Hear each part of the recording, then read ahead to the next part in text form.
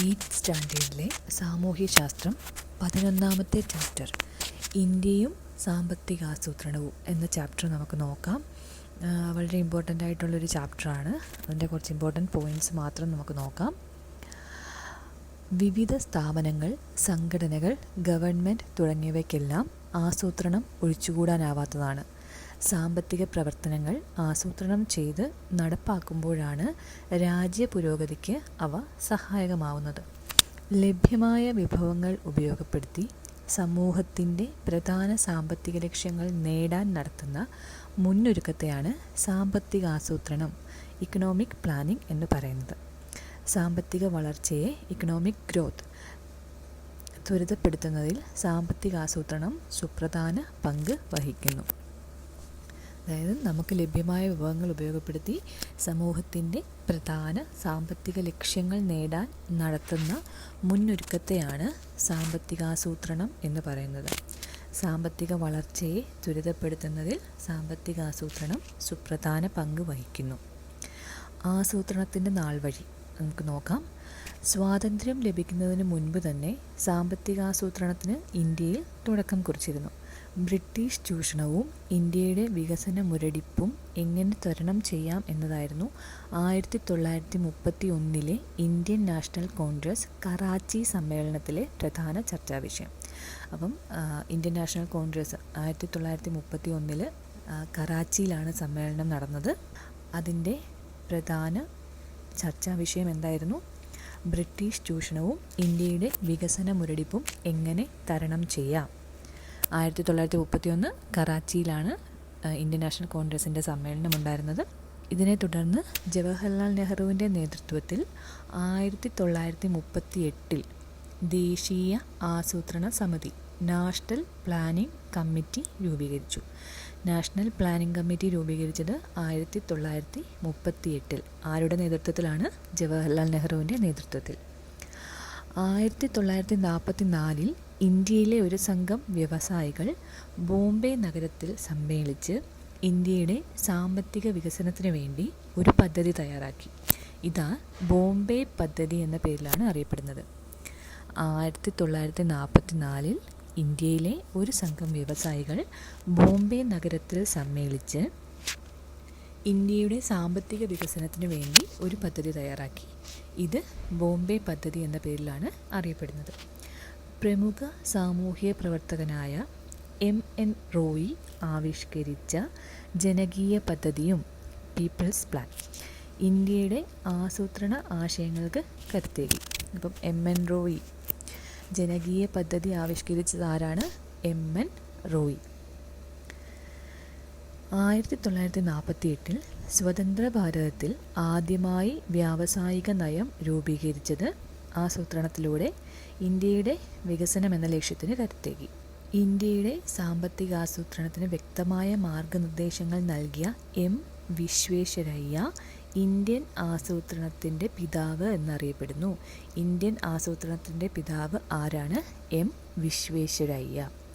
ഇന്ത്യയുടെ ആസൂത്രിത സമ്പദ് വ്യവസ്ഥ അഥവാ പ്ലാൻഡ് എക്കോണമി ഓഫ് ഇന്ത്യ എന്ന വിഖ്യാത ഗ്രന്ഥം രചിച്ചത് M വിശ്വേശ്വരയ്യയാണ്. ഇന്ത്യയുടെ ആസൂത്രിത സമ്പദ് വ്യവസ്ഥ അഥവാ പ്ലാൻഡ് എക്കോണമി ഓഫ് ഇന്ത്യ എന്ന വിഖ്യാത ഗ്രന്ഥം രചിച്ചത് M വിശ്വേശ്വരയ്യ ആണ്. 1950 മാർച്ച് 15 കേന്ദ്ര മന്ത്രിസഭ ഒരു പ്രമേയത്തിലൂടെ ആസൂത്രണ കമ്മീഷന് രൂപം നൽകി. ആസൂത്രണ കമ്മീഷന് രൂപം നൽകിയത് 1950 മാർച്ച് 15. അപ്പം എന്തൊക്കെയാണ് പ്രധാനമായിട്ടുള്ളത്? 1938 ജവഹർലാൽ നെഹ്റുവിൻ്റെ നേതൃത്വത്തിൽ ദേശീയ ആസൂത്രണ സമിതി, നാഷണൽ പ്ലാനിംഗ് കമ്മിറ്റി രൂപീകരിച്ചു. 1944 ഇന്ത്യയിലെ ഒരു സംഘം വ്യവസായികൾ ബോംബെ നഗരത്തിൽ സമ്മേളിച്ച് ഇന്ത്യയുടെ സാമ്പത്തിക വികസനത്തിന് വേണ്ടി ഒരു പദ്ധതി തയ്യാറാക്കി. ഇതാണ് ബോംബെ പദ്ധതി. 1948 സ്വതന്ത്ര ഭാരതത്തിൽ ആദ്യമായി വ്യാവസായിക നയം രൂപീകരിച്ചു. 1950 മാർച്ച് 15 കേന്ദ്ര മന്ത്രിസഭ ഒരു പ്രമേയത്തിലൂടെ ആസൂത്രണ കമ്മീഷന് രൂപം നൽകി. ജനകീയ പദ്ധതി പീപ്പിൾസ് പ്ലാൻ ആവിഷ്കരിച്ചത് ആരാണ്? MN റോയി. ഇന്ത്യൻ ആസൂത്രണത്തിൻ്റെ പിതാവ് എന്നറിയപ്പെടുന്നത് എം വിശ്വേശ്വരയ്യ. ആസൂത്രണത്തിൻ്റെ ലക്ഷ്യങ്ങളാണ് എന്തൊക്കെയാണെന്ന് വന്നേക്കുന്നത്: വളർച്ച, ആധുനികവൽക്കരണം, സ്വാശ്രയത്വം, തുല്യത.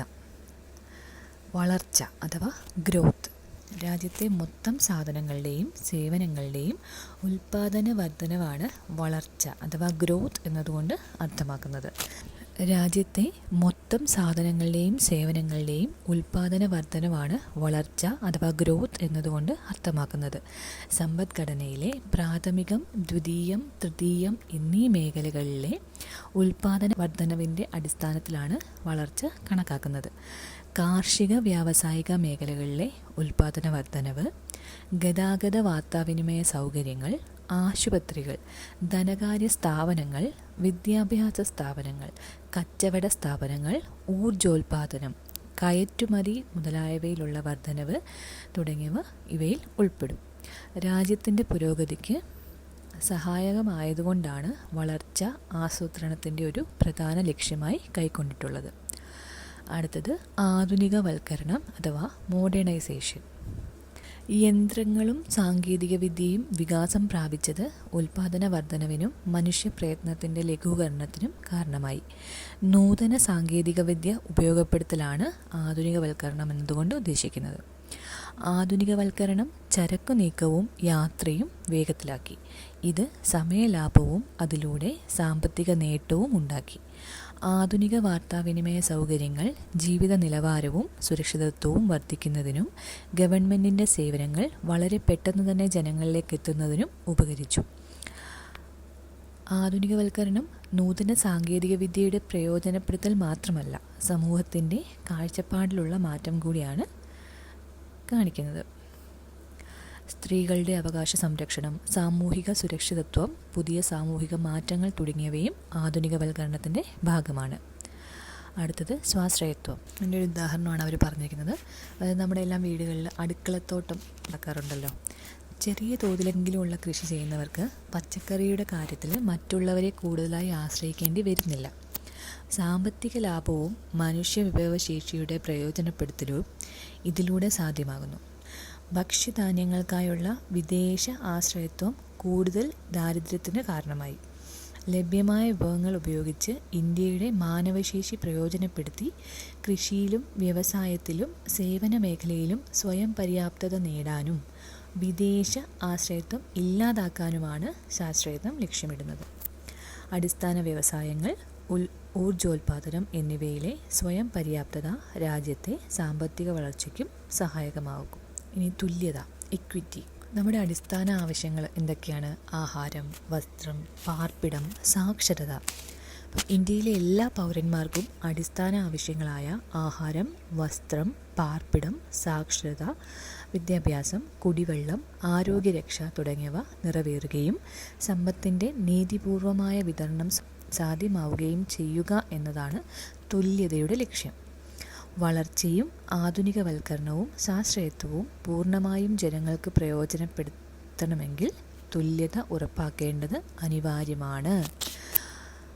വളർച്ചയും ആധുനികവൽക്കരണവും സ്വാശ്രയത്വവും പൂർണ്ണമായും ജനങ്ങൾക്ക് പ്രയോജനപ്പെടുത്തണമെങ്കിൽ തുല്യത ഉറപ്പാക്കേണ്ടത് അനിവാര്യമാണ്. ആസൂത്രണത്തിൻ്റെ ലക്ഷ്യങ്ങൾ ഏതൊക്കെയാണ്? വളർച്ച, ആധുനികവൽക്കരണം, സ്വാശ്രയത്വം, തുല്യത. ആസൂത്രണ കമ്മീഷനും പഞ്ചവത്സര പദ്ധതികളും, planning commission and 5 year plans. 1950 March 15 കേന്ദ്രമന്ത്രിസഭ ഒരു പ്രമേയത്തിലൂടെ ആസൂത്രണ കമ്മീഷന് രൂപം നൽകിയത്. പ്രധാനമന്ത്രി അധ്യക്ഷനും ഒരു മുഴുവൻ സമയ ഉപാധ്യക്ഷനും കേന്ദ്ര ക്യാബിനറ്റ് നിയമിക്കുന്ന കമ്മീഷൻ അംഗങ്ങളും ചേരുന്ന സമിതിയായിരുന്നു ആസൂത്രണ കമ്മീഷൻ. സോവിയറ്റ് യൂണിയനിൽ നടപ്പാക്കിയ ദേശീയ ആസൂത്രണത്തിൻ്റെ മാതൃകയാണ് ഇന്ത്യയിൽ സ്വീകരിച്ചത്. സോവിയറ്റ് യൂണിയനിൽ നടപ്പാക്കിയ ദേശീയ ആസൂത്രണത്തിൻ്റെ മാതൃകയാണ് ഇന്ത്യയിൽ സ്വീകരിച്ചത്. ഇന്ത്യൻ ജനാധിപത്യത്തിനും മിശ്ര സമ്പദ് വ്യവസ്ഥയ്ക്കും അനുസരിച്ചുള്ള മാറ്റങ്ങൾ വരുത്തി നടപ്പാക്കാനാണ് ആസൂത്രണ കമ്മീഷൻ തീരുമാനിച്ചത്. പഞ്ചവത്സര പദ്ധതികളായാണ് ആസൂത്രണ കമ്മീഷൻ പദ്ധതികൾ വിഭാവനം ചെയ്തത്. ഒരു പ്രത്യേക മേഖലയ്ക്ക് മുൻഗണന നൽകി 5 വർഷം കൊണ്ട് ലക്ഷ്യം നേടുക എന്നതാണ് പഞ്ചവത്സര പദ്ധതികളുടെ ഉദ്ദേശം. അണക്കെട്ടുകൾ ഇന്ത്യയുടെ വികസനത്തിൻ്റെ മഹാക്ഷേത്രങ്ങളാണ് എന്ന് പറഞ്ഞത് ജവഹർലാൽ നെഹ്റു. ഇവിടെ ഒരു ചിത്രം നൽകിയിട്ടുണ്ട്. ബക്രാനങ്കൽ അണക്കെട്ടിൻ്റെ ഉദ്ഘാടന വേളയിലെ ഒരു ചിത്രമാണ് തന്നിരിക്കുന്നത്. 1-ാം പഞ്ചവത്സര പദ്ധതി കാലത്ത് അനുബന്ധ അടിസ്ഥാന മേഖലയുടെ വികസനത്തിനായി ഇന്ത്യയിൽ വൻകിട ജലസേചന പദ്ധതികൾ സ്ഥാപിക്കുകയുണ്ടായി.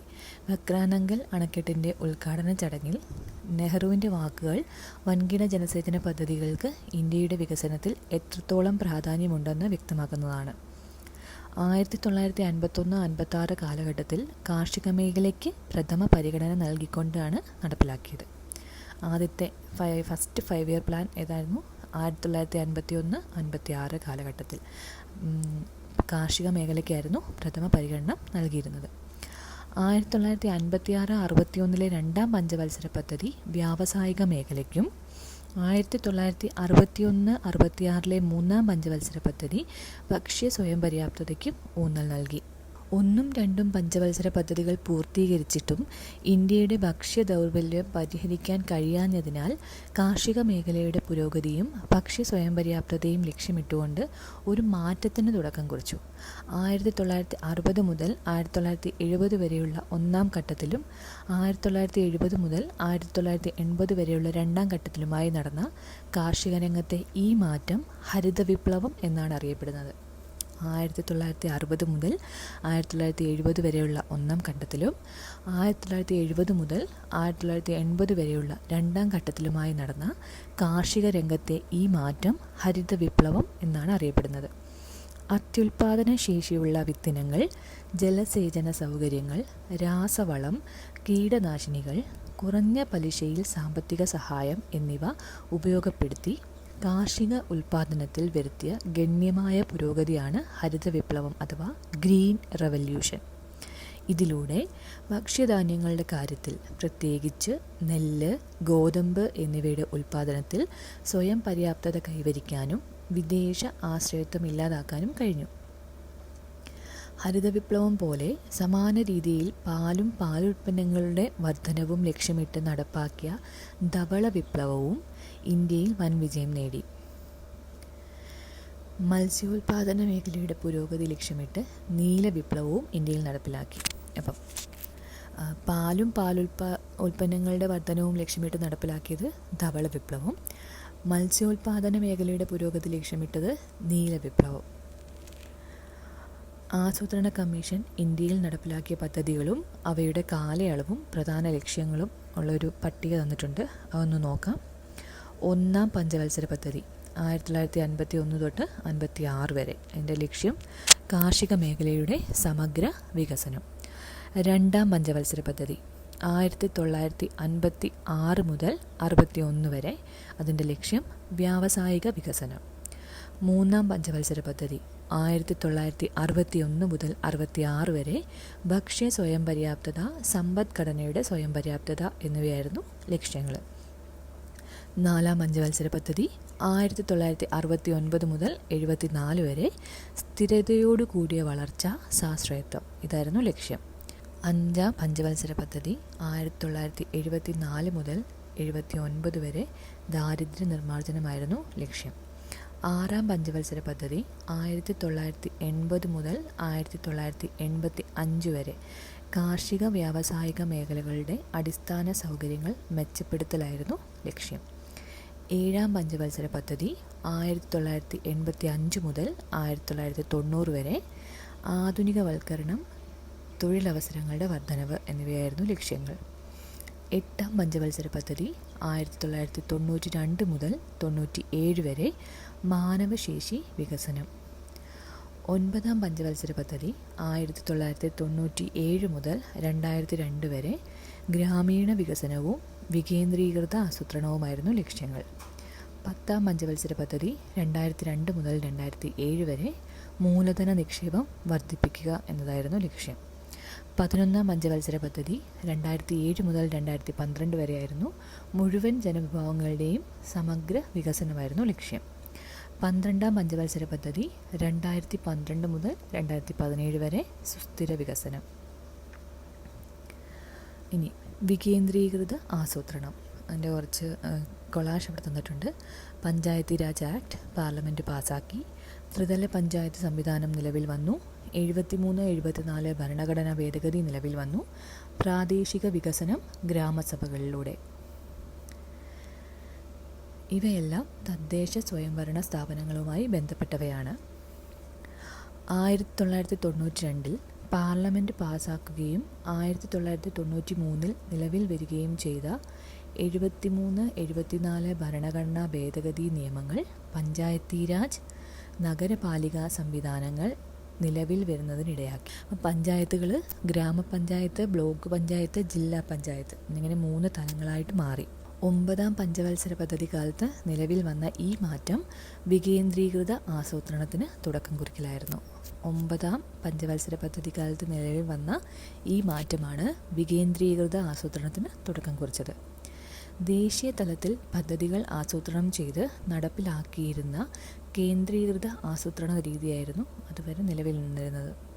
വികേന്ദ്രീകൃത ആസൂത്രണത്തിലൂടെ അധികാരവും സാമ്പത്തിക വിഭവങ്ങളും പ്രാദേശിക വികസനത്തിന് വിനിയോഗിക്കാൻ ത്രിതല പഞ്ചായത്തുകൾക്കും നഗരസഭകൾക്കും സാധിച്ചു.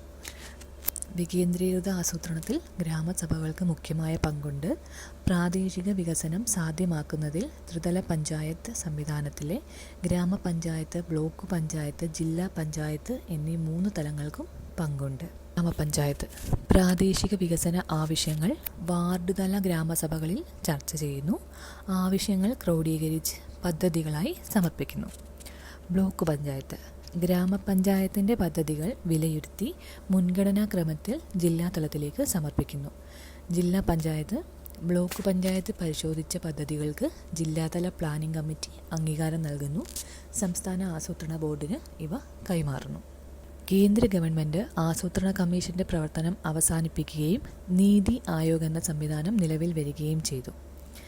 2015 ജനുവരി 1 നിലവിൽ വന്ന NITI Aayog, national institution for transforming India, നീതി ആയോഗിൻ്റെ ഘടന ഇപ്രകാരമാണ്. പ്രധാനമന്ത്രിയാണ് ഇതിൻ്റെ അധ്യക്ഷൻ. ഭരണസമിതിയിൽ എല്ലാ മുഖ്യമന്ത്രിമാരും കേന്ദ്ര ഭരണ പ്രദേശങ്ങളിലെ ലഫ്റ്റനൻറ്റ് ഗവർണർമാരും പ്രധാനമന്ത്രി നിയോഗിക്കുന്ന ഉപാധ്യക്ഷനും സ്ഥിരം അംഗങ്ങളുമുണ്ട്. 2 പാർട്ട് ടൈം അംഗങ്ങളും 4 അനൗദ്യോഗിക അംഗങ്ങളും ചീഫ് എക്സിക്യൂട്ടീവ് ഓഫീസറും ഇതിൽ ഉൾപ്പെടും. പ്രധാന സർവകലാശാലകളിലും ഗവേഷണ സ്ഥാപനങ്ങളിലും ഉള്ളവരെയാണ് താൽക്കാലിക അംഗങ്ങളാക്കുക. പ്രധാനമന്ത്രി നിയോഗിക്കുന്ന 4 കേന്ദ്രമന്ത്രിമാരാണ് അനൗദ്യോഗിക അംഗങ്ങളായി പ്രവർത്തിക്കുക. ചീഫ് എക്സിക്യൂട്ടീവ് ഓഫീസറെ പ്രധാനമന്ത്രി നിയമിക്കും. നീതി ആയോഗിൻ്റെ ലക്ഷ്യങ്ങൾ: വ്യവസായ സേവന മേഖലകളിൽ സർക്കാർ പങ്കാളിത്തം കുറയ്ക്കുക, കാർഷിക മേഖലയെ മിശ്ര കാർഷിക ഉൽപ്പാദനത്തിലൂടെ പുരോഗതിയിലേക്കെത്തിക്കുക, പ്രബല മധ്യവർഗത്തെ സുസ്ഥിര സാമ്പത്തിക വളർച്ച നേടാൻ പ്രയോജനപ്പെടുത്തുക, പ്രവാസി ഇന്ത്യക്കാരുടെ സേവനം സാമ്പത്തിക സാങ്കേതിക വളർച്ചയ്ക്ക് ഉപയുക്തമാക്കുക, ആധുനിക സാങ്കേതികവിദ്യയുടെ സഹായത്തോടെ നഗരങ്ങളെ സുരക്ഷിത ആവാസ കേന്ദ്രങ്ങളാക്കി മാറ്റുക, ആഗോള മാറ്റങ്ങളുടെയും വിപണി ശക്തികളുടെയും ഇടപെടലുകൾ നേരിടാൻ രാജ്യത്തെ പ്രാപ്തമാക്കുക. ഇത്രയാണ് ഈ ചാപ്റ്ററിൻ്റെ ഉള്ളടക്കം. ഇന്ത്യയും സാമ്പത്തിക ആസൂത്രണവും PSCക്ക് ഒരുപാട് ചോദ്യങ്ങൾ ചോദിച്ചിട്ടുള്ള ഒരു ഏരിയയാണിത്.